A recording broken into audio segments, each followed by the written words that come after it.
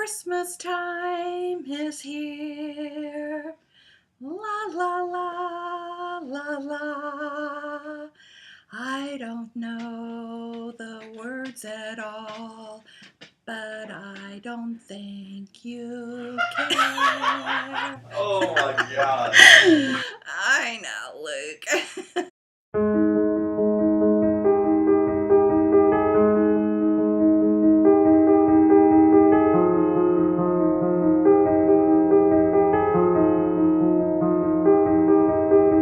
Hi, Christine Harrington here, your personal YouTube sales coach. And today the video is all about commitments. Could commitments be giving you poor sales results?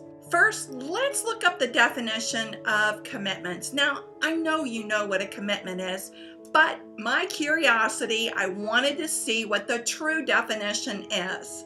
So let's look at that. Commitment: pledging or engaging oneself, obligation or involvement.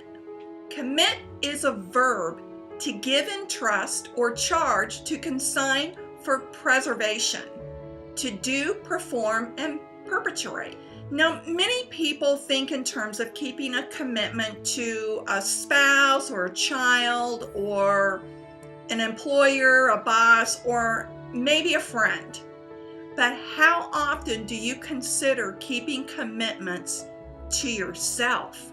And did you know if you routinely break commitments to yourself, it's harder to keep those commitments to others? So we're going to talk about you and about when it comes down to keeping those commitments to you and to others. In Neil Dukoff's article, Commitments Easy to Make and Hard to Keep, he says, commitments are more than soft promises. Commitments are an expression and an extension of your character and honoring what you have given your word to do. Most commitments are made with the best intentions. I added the link to the article below. So let's start about commitments to you. So I'm going to ask you some questions here. How many times have you broken commitments that you've made to yourself? And I even mean the small commitments. Let's see if you can answer yes to any of these questions. Are you known to be late most of the time? Do you miss scheduled phone calls or often make scheduled phone calls maybe 5 to 10 minutes late? Are you frequently adjusting your schedule during the week because maybe you don't feel good, or you feel rushed, or you're just not prepared? How many times have you broken that gym appointment that you've made with yourself? Look at your time-based appointments that you've scheduled and see if you've become comfortable breaking these. If you start to see a pattern, it's got everything to do with your behavior. Can't stick with a diet? Can't seem to be consistent in holding sales appointments? All these patterns of behavior point to a problem of you getting comfortable breaking commitments to yourself. If you're 100% committed to that diet, or if you're 100% committed to your sales goals, it's a done deal.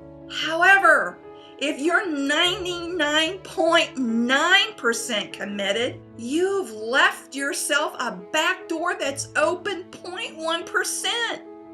Big enough for you to get through. If you don't keep commitments with yourself, chances are you're not keeping them with others. That's a behavior pattern. Now let's talk about commitments to others. When you make a commitment with another person, do you see it as a binding agreement? Do you see it as a binding contract? Or do you see it as an obligation? Do you see it as your word, a promise that's golden? You might be thinking to yourself, Christine, what's the big deal if I break a small commitment? I don't often break my commitments. This is the thing. Over time, if you keep telling yourself it's okay to break the small commitments, you'll start breaking the bigger ones more and more. It'll start to add up and it'll be noticed. Trust and respect will start to chip away at your character. Here are a few tips to help you keep your commitments to yourself and to others. Don't make casual commitments. Don't make commitments that'll be hard for you to fulfill. Don't make commitments when your plate is full. Don't make commitments that are impossible. And don't make a commitment that you have no intention of following through on just to appease the other person. And don't implement procedures that you personally are not going to adhere to.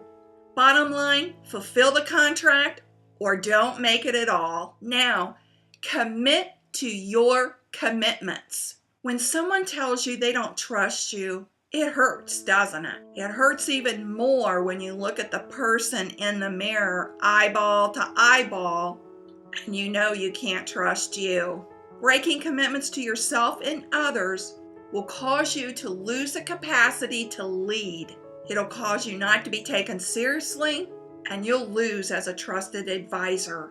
Ultimately, you'll lose your self-respect. Now, ultimately, we've all broken commitments, but we all have a choice too. We have a choice to make them, to keep them, or to break them. Before you make your next commitment, take a step back before you say yes. Consider why you're making it. Is it wise to make it?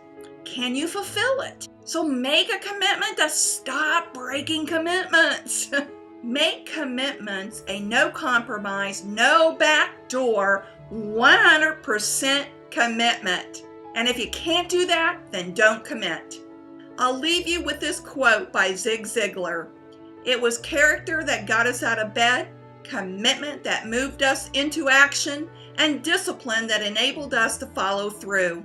Now it's your turn. Leave your comments below on what commitments mean to you. And if you're new to my YouTube channel, I invite you to subscribe.